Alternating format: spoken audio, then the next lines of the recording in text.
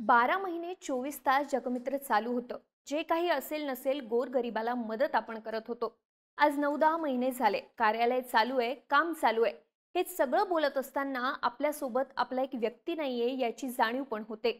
माझ्यासारखा एक कार्यकर्ता म्हणून, सहकार्याला सहकारी समजतो म्हणून मला सुद्धा आजच्या कार्यक्रमात कुठेतरी जाणीव करून द्यावी लागते.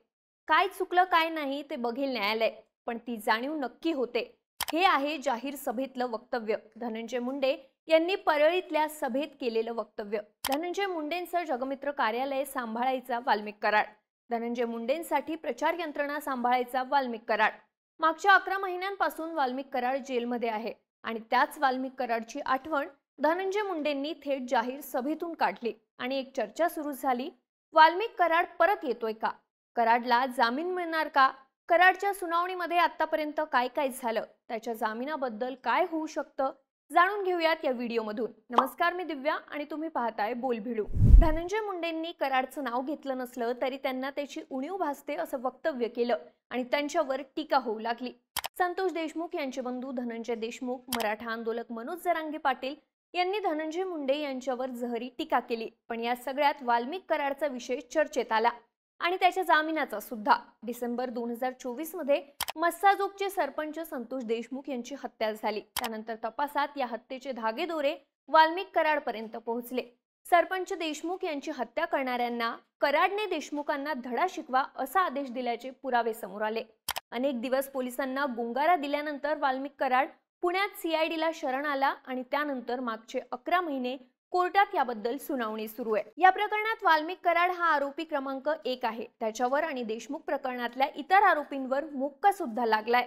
त्यामुळेच त्याच्या जामिनाचे मार्ग कठीण आहेत. डिसेंबरच्या शेवटी वाल्मिक कराड सीआयडीला शरण आला. त्यानंतर जानेवारी महिन्यातच वाल्मिक कराडने जामिनासाठी अर्ज केला होता.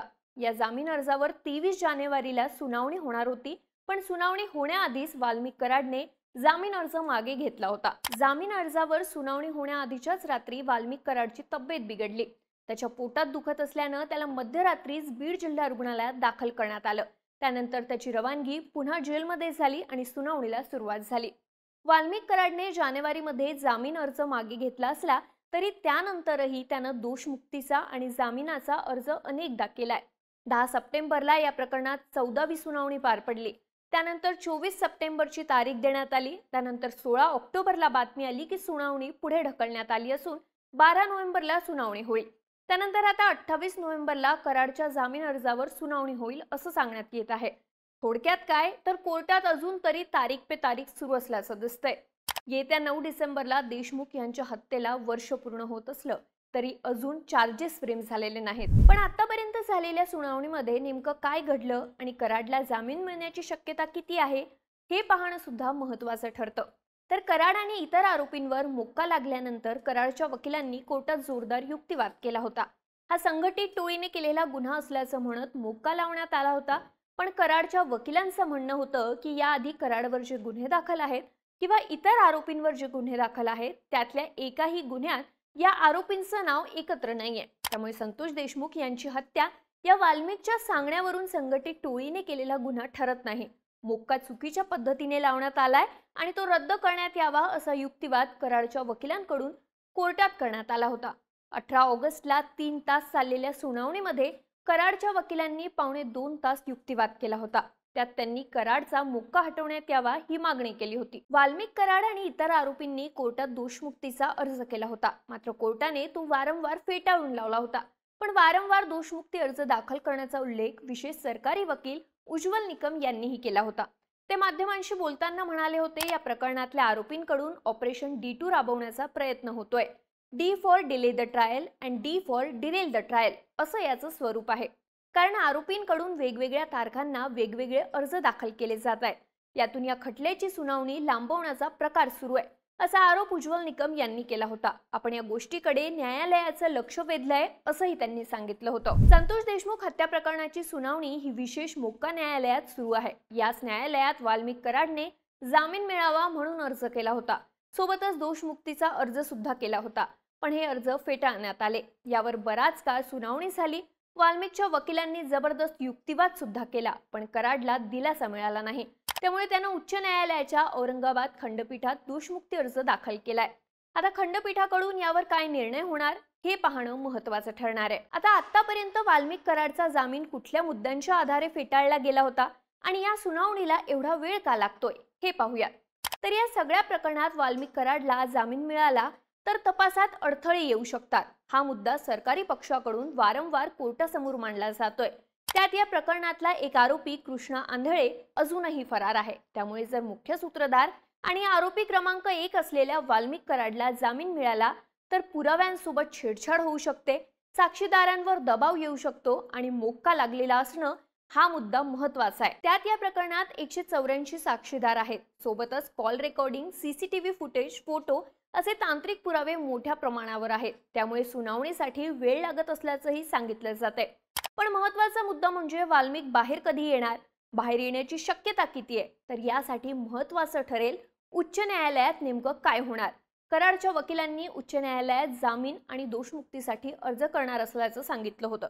त्याप्रमाणे त्यांनी औरंगाबाद खंडपीठात अर्ज सुद्धा केल्याच्या बातम्या आहेत। पण उच्च न्यायालय या सगळ्या प्रकरणात काय निर्णय देऊ शकतं, तर अशा प्रकरणांमध्ये दोषमुक्तीचा अर्ज केला असेल तर कोर्ट आरोपीला जर आपण निर्दोष असल्याची एवढी खात्री असेल तर ट्रायल फेस करण्यासाठी काही अडचण नसावी असा सल्ला देण्याची शक्यता असते। त्यात आतापर्यंत पुढे आलेले सकृतदर्शनी पुरावे, कराडवरचा थेट आरोप, पक्क्या करणाऱ्या घटना हे सगळं पाहता उच्च न्यायालय दोषमुक्ती करण्याची शक्यता नाहीच जमा आहे आणि सहसा उच्च न्यायालय अशा प्रकरणात आरोपींना दोषमुक्त करत सुद्धा नाही।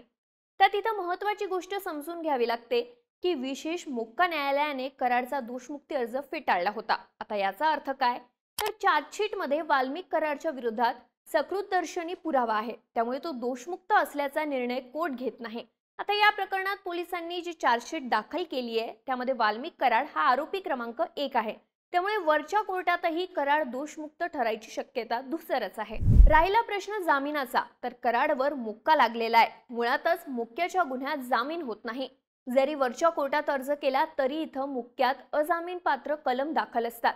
त्यातही मकोकाच्या सेक्शन 21(4) नुसार आरोपी विरुद्ध प्रथमदर्शनी पुरावा नाही आणि आरोपी सुटल्यावर तो साक्षीदारांवर दबाव टाकणार नाही हे सिद्ध करावं लागतं।